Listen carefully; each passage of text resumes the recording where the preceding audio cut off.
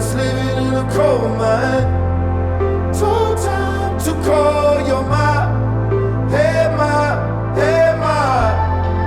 Told folks you know you mope it up. Well, you wanted it to hold that. You're back and forth with that. Bon Iver is pronounced like the French term Bon Hiver with an H at the front of the Iver, which means something like happy winter. And it started as a solo project by Justin Vernon in 2006, who was an American, which turned into a band. So he was in a band called Diamond Edison, which broke up.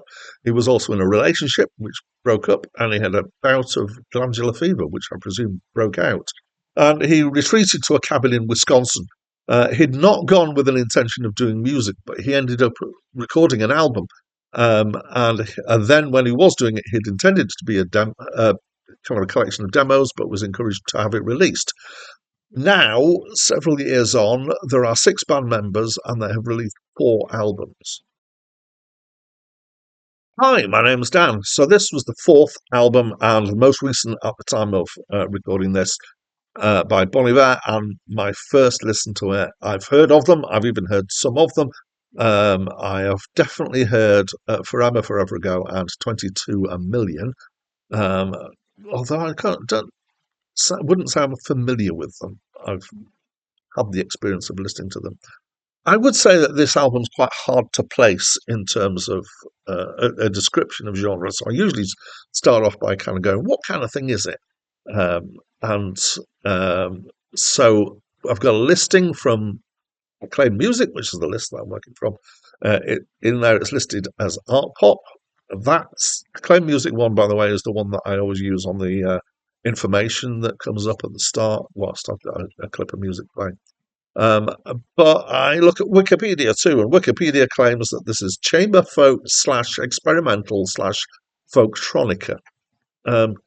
Yeah, maybe. I'm gonna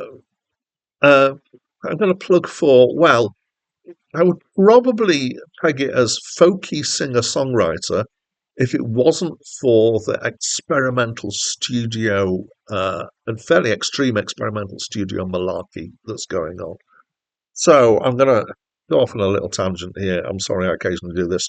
So in the late 60s, it was kind of inevitable that as studio technology started getting better, the studio itself became a creative playground. And I don't think there was any band that epitomised this more than Pink Floyd in their early years. And I very much enjoyed listening to stuff that was created in the studio and that was using experimental techniques. Tech for studios has become more and more accessible, particularly over the last 15 years, I would say. So it's now more and more possible to do these things in your bedroom, and the actual accessibility of this stuff is, as I say, getting easier. And so the modern extremes of production for music have become more intricate and complex, at least my impression of it. So there's a lot of that here. And when I say it would be focusing a songwriter behind the studio technique stuff, there is music here, and it probably would be kind of indie folk, I guess, is probably the best thing. But there's a lot of this production stuff on here. So there's fading, there's blipping, merging, modulating, often a beat's more about tremolo than percussion, so it's about a swell and dying down of the sound. There's blended vocals, there's lots of mixed in sounds. And the folk aspect here is, in my head, is probably because there's quite a bit of use of acoustic instruments and there's a lack of drum kit. There is bits of percussion, but it's mostly using the kind of production to produce the rhythm rather than an instrument. In some ways, it resembles some of the kind of aspects of modern R&B or modern pop in that there's kind of this fairly extreme studio production in it. but only in some way. So occasionally it kind of reminded me, oh yes, that take is one that I've heard before in X. This has also got mixed in noise and samples played at different speeds, so you get that kind of effect of things sounding like a bit low because they'll kind of slow down, or a bit kind of unreasonably high. And then there are things like recognizable things like a piano that just sounds like it hasn't been altered at all, and other instruments that are just given to you straight. So the end result is somehow kind of weirdly, well, it is unusual and disjointed, but it has this kind of strange cold beauty to it. And why I say cold, I don't really know. It's just the kind of aesthetic that I get from it. Feels kind of like a winter landscape. I am left caring not very much about what the songs are about. I do feel that the names of the songs for on this album and as a general thing for Bon Iver give very little away. There's occasionally bits I can say, oh yes, that's kind of the end of one word and the start of another word that's somewhere in the lyrics. The singing itself is quite emotive, kind of mildly despairing at some time, but it's quite serious. But the whole thing is this. I don't want to use the word onslaught. It's a rush. There's, yeah, it's quite an experience to listen to.